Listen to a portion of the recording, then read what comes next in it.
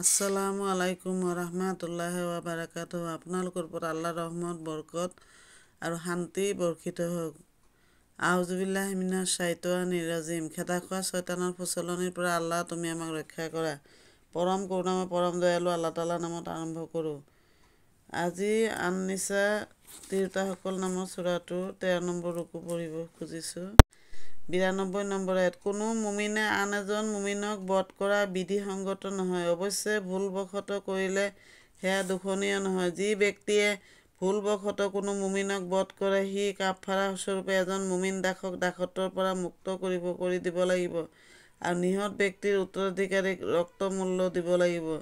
আৰু যদি সিহঁতে ৰক্তমূল্য ক্ষমা কৰে তেনেহ'লে সেয়া সুকীয়া কথা। নিহত মুমিন ব্যক্তি যদি তোমালোকৰ শত্ৰু ফৈদৰ হয় তেনেহ'লে তাৰ কাফাৰা হ'ল এজন মুমিন দাসক দাসত্বৰ পৰা মুক্ত কৰা। আনহাতে নিহত ব্যক্তি যদি এনে এটি মুছলিম ফৈদৰ হয় যাৰ লগত তোমালোকে সন্ধিবদ্ধ হৈ আছা, তেনেহ'লে নিহত ব্যক্তিৰ উত্তৰাধিকাৰীসকলক ৰক্তমূল্য দিব লাগিব আৰু এজন মুমিন দাসক দাসত্বৰ পৰা মুক্ত কৰি দিব লাগিব। দাস মুক্ত কৰিবলৈ যদি কোনো অক্ষম হয় তেনেহ'লে আল্লাহৰ পৰা ক্ষমা প্ৰাপ্তিৰ বাবে সি একে লেঠাৰিয়ে 2 মাহ ৰোজা ৰাখিব লাগিব। আল্লাহ সৰ্বজ্ঞানী বিজ্ঞানময়। সুবহানাল্লাহ।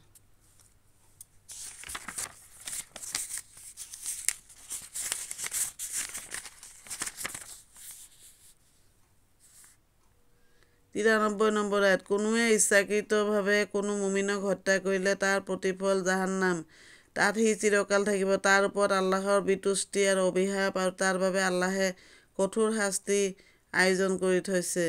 94 নম্বৰ আয়াত। হে ইমানদাৰসকল, যেতিয়া তোমালোকে আল্লাহৰ পথত অভিযান কৰিবলৈ ওলাই যোৱা তেতিয়া শত্ৰু আৰু মিত্ৰ পাৰ্থক্য কৰিবা। কোনোৱে তোমাক আগতে চালাম দিলে তাক এইদৰে নক'বা, তুমি মুমিন নহয়। তোমালোকে যদি পাৰ্থিৱ জীৱনৰ সম্পদ বিচৰা তেনেহ'লে আল্লাহৰ ওচৰত প্ৰচুৰ গনিমতৰ সম্পদ আছে। ইয়াৰ আগেয়ে তোমালোকে নিজেই এনে অৱস্থাত আছিলা। পিছত আল্লাহে তোমালোকক অনুগ্ৰহ কৰিলে। হে সযত্নে অনুসন্ধান কৰি কাম কৰিবা।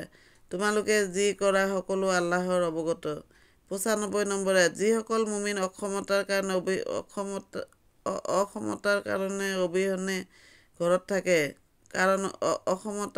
অবিহনে ঘৰতে থাকে আৰু যিসকলে আল্লাহৰ পথত ধন প্ৰাণ দি জিহাদ কৰে, উভয় প্ৰকাৰ লোক একে সমান হ'ব নোৱাৰে।